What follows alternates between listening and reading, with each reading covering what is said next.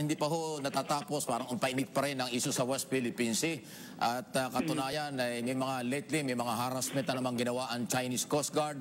Pati yung ating deployment ng ating military sa Batanes ay kino-question ng China.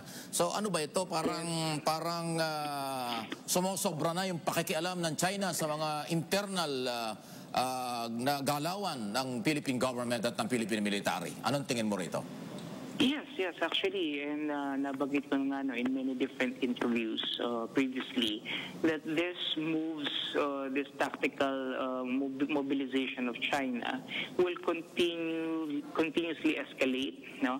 And they will not back down from it because yung stance nila, and their postulation will not change because the Philippine position is also not changing.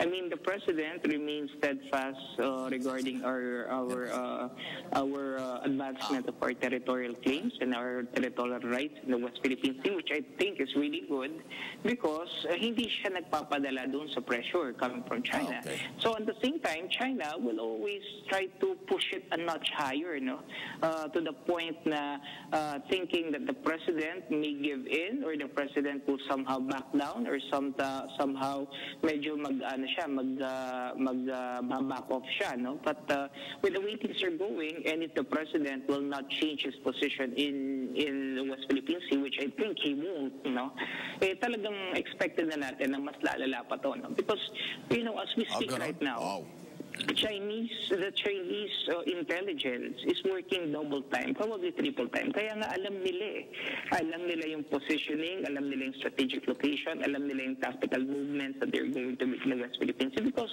they're actually surveying us, as for all we know it. Kaya alam nila lahat na nangyayari. So tayo, kailangan din natin, we need to step up, our intelligence, yung cybersecurity measures natin. I think we also need to heighten it if we really want to keep at peace with China. Kasi in the long run, hindi man ito magkaroon ng direct assault or sabihin na natin armed conflict. It will be like a chess match, Okay. Para lang itong parang labanan ng strategies on who gets the better position and when.